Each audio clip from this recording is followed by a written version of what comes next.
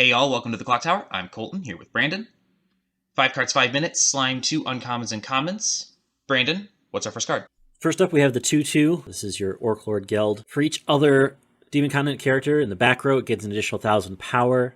You can send this card from stage to waiting room, and if you do, you can grant one of your characters that's being frontal attacked 4k power. So really interesting effect with this card. You can stand by this in the back row and then turn around on that following turn and discard it back to waiting room to give another character 4k power to keep that character alive instead.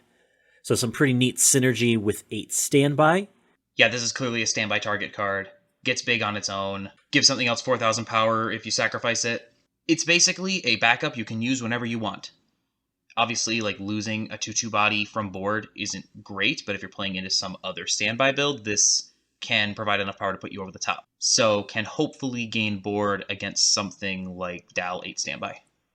Next, we have a Melem 2/1 Climax combo. For each of your other Demon Continent characters, it gains 1,000 power. Combos with the salvage. On attack, if you have 2 or more other Demon Continent characters, look it up to 2 cards from the top of your opponent's deck. Choose up to 2, place them on top in any order. Put the rest into waiting room. Basically fixes damage.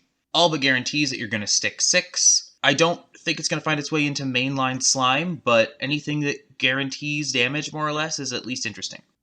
Yeah, especially for an uncommon, being able to more or less guarantee damage, I think is something that's pretty essential going forward, especially if your opponent can fix the top card of their decks to rearrange it how they want it to. You can rearrange it back and try to get that damage in.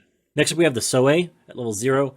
When played on stage, you can discard a card, reveal the top card of your deck, and choose to salvage a character level X or less, X being the level of the card revealed. So you're able to, on play, discard and salvage a character. You also have the ability to shift. So at the beginning of the main phase, you can exchange this card with a blue card from hand, be able to get cards you need into always a playable card, and a card that helps you get the cards you want.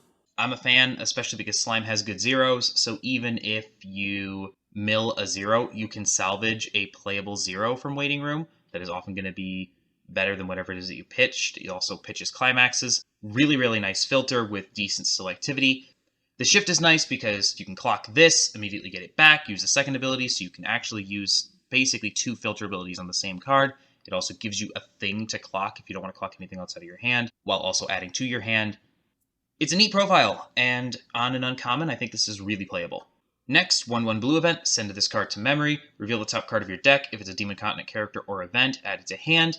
During your turn, if this card is a memory, all of your Demon Continent characters gain 500 power. It's fine.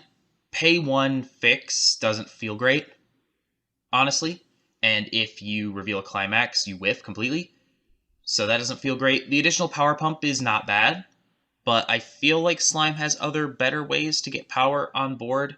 I don't know, maybe in like mono blue this is playable, but I'm not really a fan. Yeah, you're pretty much playing this if you're running the new Shizu level 1 combo. Shizu combo can help ditch to get this event. It also powers up additionally when you play the event into memory. So it's really designed to kind of play with Shizu. Essentially, it's a 1/1 sword, what you saw from Adventure Time, kind of repurposed back into Slime again. Try to increase memory compression, power up your characters on your turn, and potentially replenish itself in your hand. Last up, we have the 1/1 red event.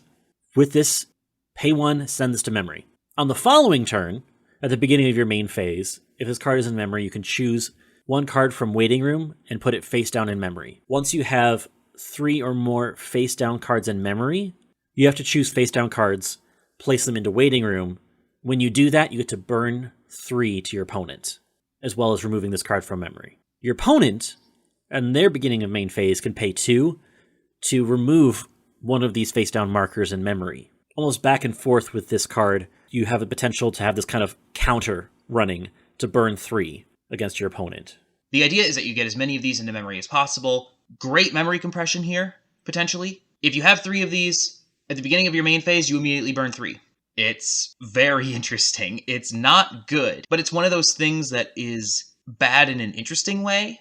And that's everything we've got. Thank you for joining us. We'll be back on Tuesday. I'll have a deck profile followed by gameplay on Thursday, a new Clock Talk a week from Tuesday, and in 2 weeks, 5 cards, 5 minutes for Alice 2 begins with rares and double rares. Until next time, thank you so much for joining us. Please like, share, comment, and subscribe, and have a good one. We'll see you then.